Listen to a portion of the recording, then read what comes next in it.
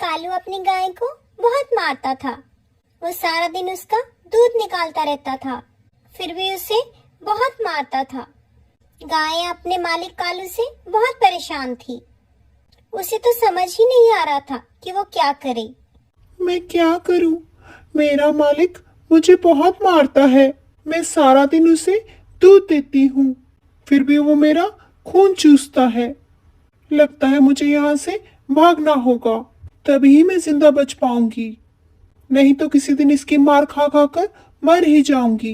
यही सोचकर गाय बड़ी कोशिश कर कर कालू की बंधी रस्सी से अपने आप को छुड़ा लेती है। जोर लगाने पर रस्सी टूट जाती है और गाय भागकर जंगल की ओर निकल जाती है। कालू से भागते भागते वो घने जंगल में पहुंच जाती है। तभी उसके पाँव में एक कांटा चुभ जाता है, जिससे वो एक जगह पर बैठ जाती है। गाय दर्द में चिल्लाने लग जाती है। मदद करो, कोई मेरी मदद करो। मैं बहुत दुखी हूँ। मुझे चोट लगी है। मुझे बहुत दर्द हो रहा है। कोई तो मेरी मदद करो।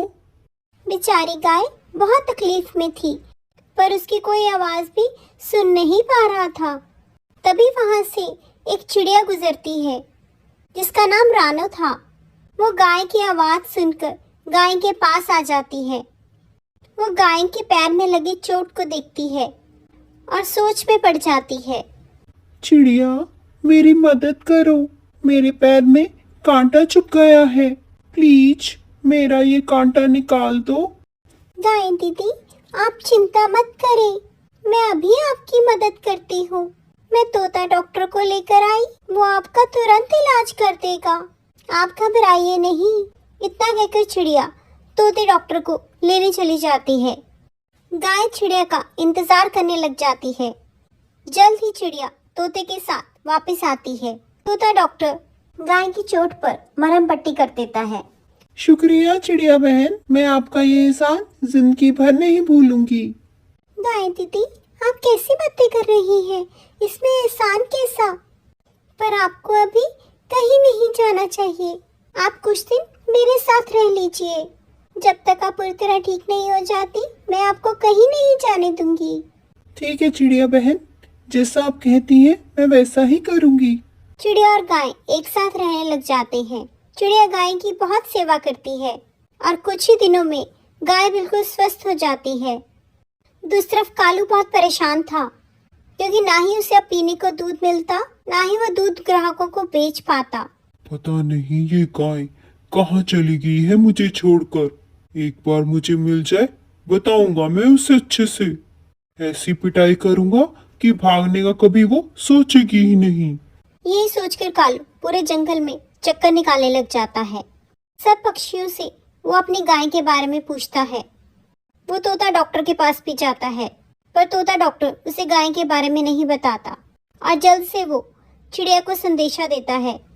चिड़िया बहन, कालू अपनी गाय को ढूंढ रहा है। आप इसे जल्द से छुपा लें, नहीं तो फिर से वो इसकी पिटाई कर देगा। आप ठीक कह रही हैं तोता डॉक्टर। तोता और चिड़िया बात कर रहे होते हैं, तभी कालू वहाँ पे आ जाता है। अपनी गाय को देखकर वो खुश हो जाता है। मेरी गाय मिल गई मुझे। चिड़िया बहन, ये तो मेरी गाय है। ये आपके पास कैसे? हाँ कालू भैया, ये आप ही की गाय है, जिसको आपने मार मार कर अधमरा कर दिया। अब ये आपके पास नहीं लौटना चाहती, ये जंगल में आजाद घूमना चाहती है। ये कैसी बातें कर रही है चिड़िया बहन? ये मेरी गाय है। मैंने इसको चारा खिलाया, इसका इतना ध्यान रखा। ये अब मेरे साथ ऐसा नहीं कर सकती। वाह कालू भैया, आपको ये तो याद है कि आपने इसको चारा खिलाया, पर आपको ये नहीं याद आपने इसको कितने डंडे मारे। वो तो चिड़िया बहन, गाय को डराने के लिए मुझे करना पड़ता है। ये मेरी गाय है, मैं इसे बिल्कुल नहीं छोड़ूंगा।